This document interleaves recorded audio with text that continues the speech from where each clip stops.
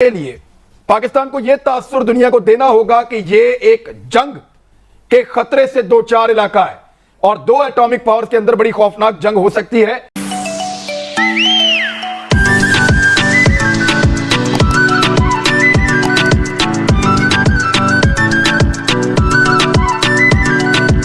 अब खित्ते के अंदर जितने प्रॉब्लम्स थे तो ले दे के खित्ते में दो चीजें ही रह जाएंगी, फलस्तीन या कश्मीर। फोकस शिफ्ट होगा आपके ख्याल में, आलमी फोकस करना पड़ेगा अल्टीमेटली, वरना यूएन को खत्म करने फिर बैठे ही क्यों? कि United nation is at the most is a debating body. 2 साल पहले जो इमरान खान ने तकरीर की और 4 पॉइंट लिए, उनको बड़े खूबसूरत अंदाज में उनसे लॉजिकल कंक्लूजन पर ले गया और असेसमेंट लोगों की यही थी कि with in A weeks time वहाँ से कश्मीर से कर्फ्यू हट जाएगा, लिफ्ट हुए। आज 2 साल से ज़्यादा हो गए हैं और बल्कि जुल्म की दास्तान दिन ब दिन बढ़ती जा रही है। ये मेरे मौक़िफ़ को इस्टेब्लिश करती है कि United nation is maximum is a debating body. The real ground for the diplomatic battle is Washington. उसी जो वाशिंगटन में जीतेगा वो हर जगह जीतेगा। अब इंडिया इस बात को समझे बैठा है। इंडिया ने सर क्या वाशिंगटन के मुकाबले में बीजिंग एक दूसरा मरकज नहीं बनता जा रहा? नहीं, वो तो हमारे साथ है। हमारा जो हमें अपोज कर रहे हैं तो वो वाशिंगटन की उस एंगल से मैं बात कर रहा हूँ। अब चीज़ ये है कि इंडिया इस चीज़ को समझ गया है कि इंडिया अपने जो बेस्ट जो डिप्लोमेट्स हैं उनको वाशिंगटन भेजता है और उनको साथ डायरेक्शन देता है कि तुमने जो अपना उनका जो हिंदू पॉपुलेशन और पर्टिकुलरली गुजरातीज़ वो आर वेरी रिच, उनके साथ आपने राब्ता रखना है और आपने काम करना है इन दी इंडियन इंटरेस्ट। और फिर उन्होंने क्या किया हुआ है कि उनके जितने भी अपना प्रिंसटन, हार्वर्ड, जॉर्ज टाउन, यहाँ से जो फार्गुल तहसील हिंदू लड़के हैं उनको एम्बेसी ने इंटर्न बनाया हुआ है with the senators and the congressman. Naturally अगर किसी कांग्रेसमैन के साथ एक हिंदुस्तान से कोई इंटेलेक्चुअल काम कर रहा है तो वो इवेंचुअली उसके पॉइंट ऑफ व्यू से एग्री करना शुरू कर देगा। हमारी एम्बेसी ने ये काम नहीं किए थी। इनका पाकिस्तानी कम्युनिटी जो हमारा डायस्पोरा उसके साथ कोई राब्ता ही नहीं है।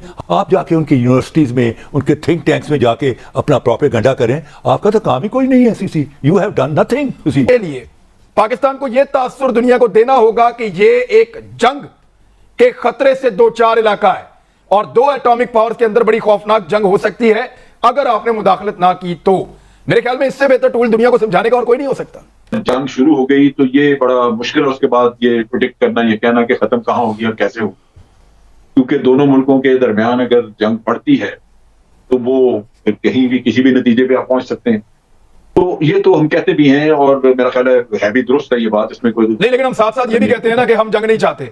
ये हम बहुत ज्यादा कहते हैं, ये कहने की जरूरत नहीं है। असल चीज जो खराबी है वो ये है कि ये जो आबादी का तनासब बदला जा रहा है वो बहुत खतरनाक चीज है। उसमें ये कर रहे हैं कि लोगों को शरीयत जो दे रहे हैं कश्मीर की, वो वहां रह नहीं रहे। लोग कोई केरला में रह रहा है, कोई कहीं रहे, लेकिन वो आगे क्लेम करता है कि मैं वहां पे इतने साल रहा था कश्मीर में, मुझे वो या वो खुद निकाल लेते हैं उसका डेटा और उसको शरीयत दे दी, उस शख्स का वोट रजिस्टर हो जाएगा, वहां पे भेजेंगे उसको, उस वक्त पे जाके वोटिंग होगी। मोदी ने मकबूजा कश्मीर की आजादाना हैसियत को खत्म करके कहा था कि अभी ये ट्रेलर और अभी पूरी पिक्चर बाकी है, लिखी है। लेकिन भला वो वजीर आजम इमरान खान साहब का, जिन्होंने दुनिया को मोदी की मकारी और फरेब की पिक्चर दिखा के उसको हवाओं से ये जमीन पे दे मारा।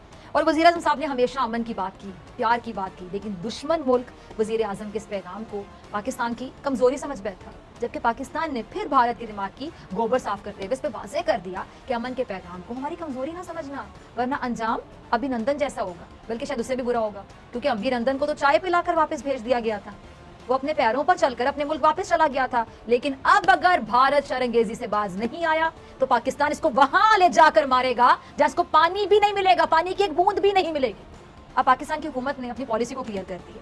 अच्छा, 5 अगस्त 2019 को भारत ने गैर कानूनी और एकतरफा जो इकदाम उठाया था और इस इकदाम का मकसद गैर कानूनी तौर पर कब्जा किए गए जम्मू कश्मीर के जोग्राफियाई ढांचे को तब्दील करना और कश्मीरियों को उनकी अपनी ही सरजमीन पर अकलियत में बदलने का था। यानी इनके नापाक अजाइम थे, नापाक अजाइम, बुरे इरादे, और मोदी ट्रंप की मौजूदगी में कश्मीरियों पर जिंदगी तंग करने का क्रेडिट लेता रहा। जरा सोचिए, इस बंदे की जरा ज़हनियत को समझने की कोशिश करें। और ट्रंप साहब वहां मौजूद, इसकी हर बात पर तालियां बजा रहे, जिन्होंने पाकिस्तान और भारत दरमियान, को याद होगा कश्मीर के मामले पर सालिसी का किरदार अदा करना था, मीडिएटर का किरदार अदा करना था, और यहाँ तालियां बजा रहा है वो शख्स। ये है अमेरिकी मुनाफिकत, किसी को कहते हैं ना मुनाफिकत। ये जो नरेंद्र मोदी है ना, ये बैठने वाला है, बल्कि लेटने वाला है, और ये इसका ऐसा हाल होगा, याद रखिएगा, कि ये अपनी टांगों पर खड़े रहने के काबिल भी नहीं रहेगा। तो कामे आलम भी इसकी असलियत जान चुकी है, अब इसे कोई स्टैंडिंग ओवेशन नहीं मिलने वाला। और ये देश संभालने की बात करता है कि पाकिस्तान खुद को संभाल नहीं पा रहा। पाकिस्तान खुद को भी संभालना जानता है नरेंद्र मोदी, और तुम जैसे 2 नंबर शख्स का इलाज करना भी सिर्फ पाकिस्तान जानता है।